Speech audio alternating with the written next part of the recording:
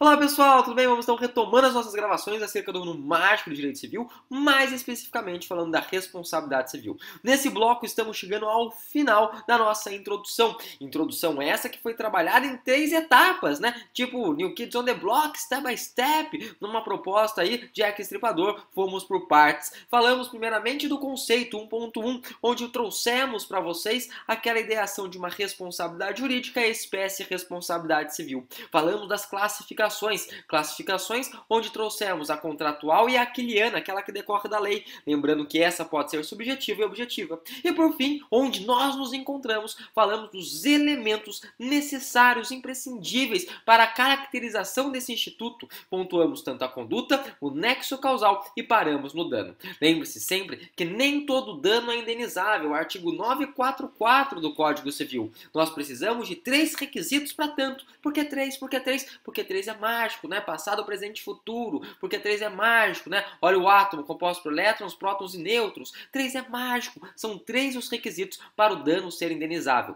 Lembre-se sempre que o último é a certeza do dano. E aí trouxemos uma observação que nada mais é do que a teoria francesa da perda de uma chance, perdre de uma chance, onde, obviamente, aquela pessoa que tolhe uma expectativa justa, uma expectativa séria de ter, obviamente, aí um resultado mais favorável de ontem, deverá ser responsabilizada, né? Então, aquele indivíduo aí que lesa uma expectativa séria e real deve ser aí responsabilizado, devendo arcar com uma eventual indenização civil. Óbvio que nós temos aí diversas críticas, uma vista que trabalha com uma parte de probabilidade. Flávio Tartucci, por exemplo, ele critica bastante o Instituto da Perda de uma Chance, e aí nós ventilamos algumas hipóteses. Falamos do advogado que perde prazo, falamos aí do médico que não adota a melhor, o melhor artefato que possui em mãos, a melhor técnica cirúrgica que possui, falamos aí de Vanderlei Cordeiro, falamos do show do milhão. Antes de entrar em outras terminologias dentro do dano, e aí a gente vai mais despacito, eu quero lembrar também de uma situação que envolve o direito de família, uma situação bastante usual que também envolve o direito de família e que traz em seu âmago, em seu cerne, em seu bojo, a teoria da perda de uma chance. Me empolguei, vou dar mais 2 exemplos da perda de uma chance. Um desses exemplos que envolve o direito de família é aquela hipótese de, eventualmente, uma mulher ela realizar a gestação sem a comunicação para o pai. Depois de um certo tempo, o pai descobre que é pai, depois de uns 10 anos, 15 anos, e ele para e pensa, mas calma aí, não tive contato nenhum com meu filho, não tive contato nenhum com a minha filha. Em nenhum momento a mulher que fez aí a produção de forma independente me comunicou. Esse pai pode pleitear a indenização civil pela perda de uma chance? Pode, gente, pode, Justamente, em razão de tolher, da mitigação dessa expectativa, de criar, de vivenciar a vida como pai. Então, um grande exemplo da perda de uma chance dentro do direito de família seria justamente esse.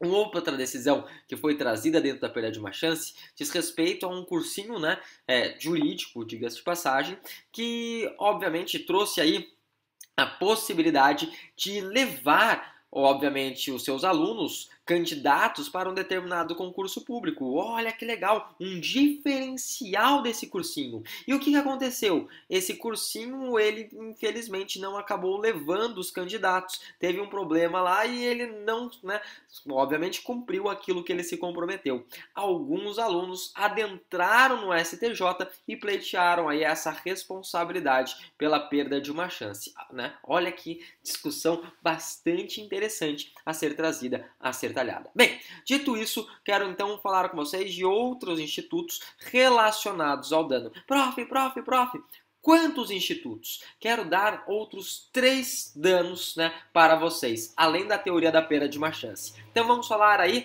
de outras nomenclaturas relativas ao dano. Outras nomenclaturas relativas ao dano. 3, porque é mágico, então 3. Primeira delas é conhecida como dano in re ipsa.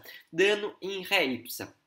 Para muitos, nada mais é do que um dano presumido, um dano que decorre dos fatos. Então, os meros fatos já trazem a pressuposição de que houve um dano, por exemplo, à moral do indivíduo, Qual que seria essa suposição? Tem algum exemplo desse dano que é uma forma de dano presumido? Então, é uma forma excepcional, de dano presumido? Sim.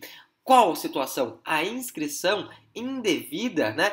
Obviamente, no SPC, no CADIM, no Serasa. Então, se houve a inscrição indevida, você pode pleitear aí essa teoria do dano in re ipsa, né? Ou seja, a teoria que a gente pode trabalhar da responsabilidade civil pelo dano presumido. Que legal! Show de bola! Segunda situação que eu quero trazer para vocês é a situação do chamado dano, né, reflexo, também conhecido como dano por ricochete. O que é o dano reflexo ou por ricochete? Gente, dano reflexo é um dano que atinge uma pessoa diversa. Uma pessoa diversa atinge ela por ricochete, igual um tiro de bala, né? Ou seja, uma bala oriunda aí de um tiro, diga-se de passagem. Se eu dou um tiro, escapim, né? A bala vai, bate em algum lugar e acerta a outra. Ela ricocheteou, né? Que tiro foi esse? Pá! Que tiro foi esse, né? Olha que loucura. É a mesma ideia aqui existente.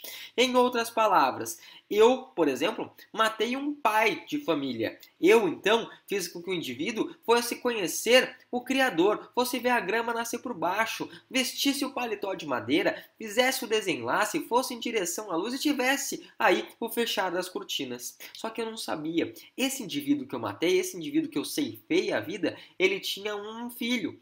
O que acontece? O indivíduo que eu matei sofreu dano direto. E o filho? O filho, ele sofre um dano reflexo, um dano por ricochete. Esse dano, né, obviamente, ele pode trazer uma indenização igualmente. Show de bola? E aí já ventilamos, inclusive, 945, né, do Código Civil, falamos aí dos chamados alimentos indenizatórios, justamente nessa hipótese, né? Olha que bacana, né? Diga-se de passagem. Então, falamos aí. Só que o que acontece? Esse instituto, muitas vezes, do dano reflexo, do dano que a gente acabou de falar também por ricochete, ele acaba sendo confundido pelo chamado dano moral indireto. Dano moral indireto? Então, puxe aí o terceiro dano. Dano moral indireto. Quem trabalha muito bem com essa diferenciação, inclusive é o doutrinador Pablo Stouze, né? Pablo Stouze que escreve aí com Pamplona Filho. Então, o que é esse dano moral indireto? Gente, dano moral indireto, ele atinge a mesma vítima. Então, se a gente fosse fazer um negócio do TikTok, onde o sujeito fica uma parte para cá e outra parte para lá, qual que é a diferença? Olha, o dano aqui, que a gente fala por ricochete, ele atinge pessoa diferente. Então, em outras palavras, matei o pai e por ricochete, né, acabei prejudicando o filho. E o dano moral indireto? O dano moral indireto, ele atinge a mesma vítima. A mesma vítima, ela é vítima de forma direta e indireta. Como assim, prof? O exemplo que eu dou é o seguinte. O exemplo, inclusive, quem traz é o Pablo Stouze e o Pamplona Filho. Vocês não sabem, um determinado indivíduo, ele não gosta de outro dentro do emprego. E o que ele faz? Ele faz um rebaixamento indevido, né, de cargo, um rebaixamento indevido dentro da empresa.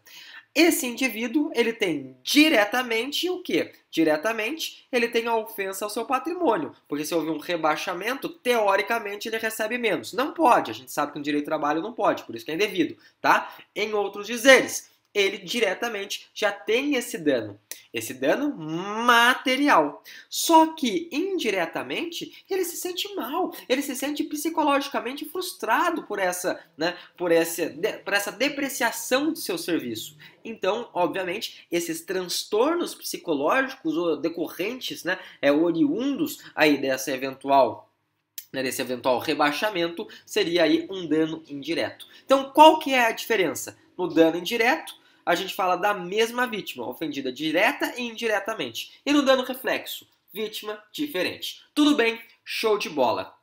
Para acabar o dano e a gente acabar com a nossa introdução e até cantar Xuxa, acabou, eu quero falar o seguinte com vocês. O que? Artigo 944. O artigo 944, ele traz um dosador do quantum indenizatório. Um dosador do quantum indenizatório? Isso. Porque ele diz que se a vítima, né, ela de certa forma, ela atua com uma certa culpa, né, ela pode ter aí a compensação, ela pode ter aí o abatimento do valor. Então, o 944 ele traz esse elemento de compensação. Só que quais são as ponderações que devem ser feitas? Quais são as ponderações que devem ser trazidas? Primeiro detalhe, se a gente fala aqui da culpa da vítima, né, a gente está falando sempre de uma responsabilidade subjetiva. Então, esse 944, ele só se aplica naquelas situações que, obviamente, trabalham com a responsabilidade subjetiva. Não é possível, então, a aplicação do 944 em outros dizeres, em outras palavras, na hipótese da responsabilidade objetiva. Tudo bem? Esse é o grande questionamento, na verdade, esse é a grande ponderação feita pela doutrina com relação ao 944, que traz esse dosador quando a vítima também atua com uma parcela de culpa. Seria uma compensação, razão pela qual haveria a diminuição do quanto a ser adimplido posteriormente, uma diminuição, uma redução do quanto a ser eventualmente pago. Tudo bem? Dito isso, então, terminamos com vocês a nossa introdução e no próximo bloco falaremos aí sobre outros assuntos relativos à responsabilidade civil. Mais especificamente, traremos aí a teoria do risco e falaremos também das excludentes da responsabilidade civil. Excludentes essas pertinentes relativas ao nexo causal em sua maioria. Até lá, deixo para vocês um forte abraço e, obviamente, excelentes estudos, gente. Até mais. Tchau, tchau.